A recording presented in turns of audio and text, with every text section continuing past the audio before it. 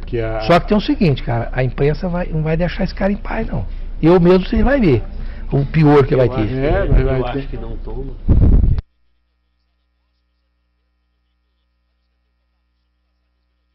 Eu acho que porque o papel do conselho é um papel de fiscalização. Então a categoria vê conselho como se fosse uma entidade dele, não como uma autarquia federal. E aí acha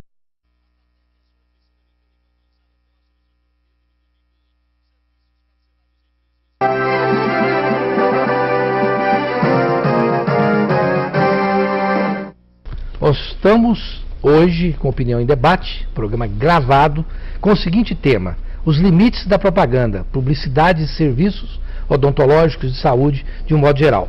Para tanto estão em nossos estúdios os seguintes especialistas: Dr. Anselmo Calisto, presidente do Conselho Regional de Odontologia de Goiás; Silvio Kustner, diretor executivo do Sindicato das Agências de Propaganda do Estado de Goiás, o SINAPRO; e Kleber do Espírito Santo, jornalista e apresentador da TV Brasil Central. Grande profissional, meu colega.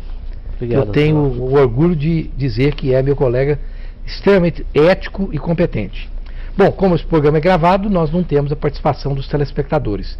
Mas, Silvio Kustner, é interessante a dificuldade que nós temos, publicitários, de fazer propaganda, por exemplo, para hospitais, médicos e odontólogos.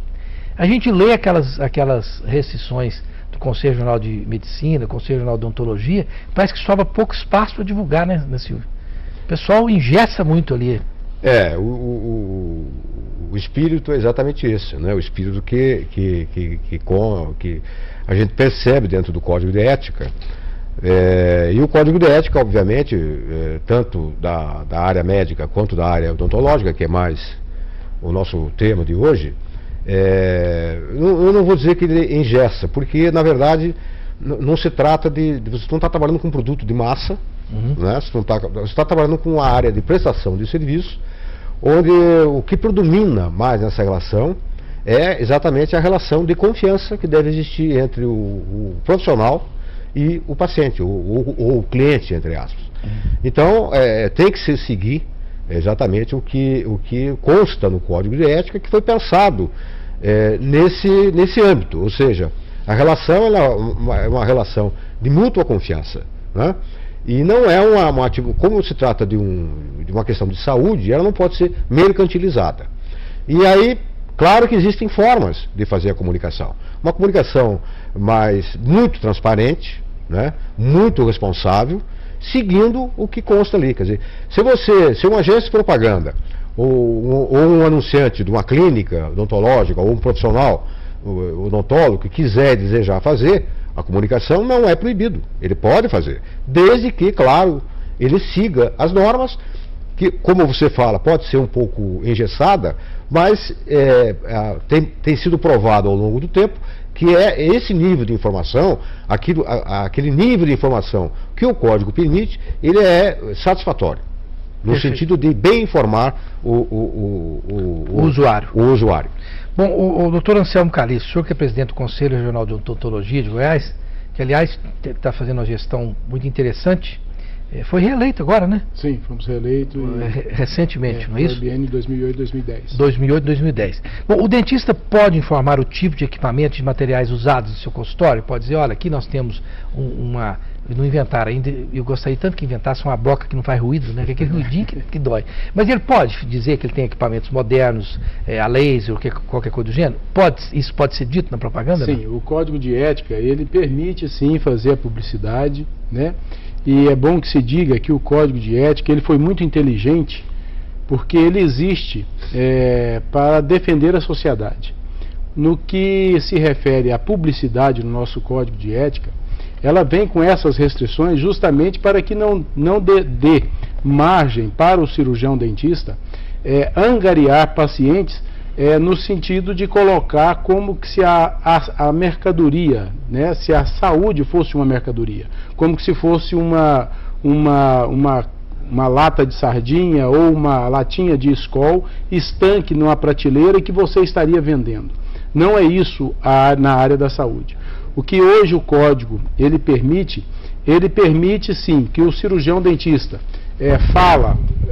publique o que ele está fazendo, o equipamento que ele tem, de uma forma em que não caracterize que ele vai ganhar o paciente pelo instrumento que ele tem, pelo equipamento que ele tem, e sim para que continue na área da saúde, dentro da assistência odontológica, tendo a confiança do profissional. E isso é que é o mais importante. Hoje nós não podemos definir custo de um procedimento em que ele é diferente em cada indivíduo. Sim. Então, se eu for fazer um procedimento, por exemplo, de uma restauração, né, esse procedimento ele é diferente. Eu vou gastar mais ou menos material num elemento dental, eu vou precisar de outros tipos de materiais, dependendo do paciente que eu vou atender.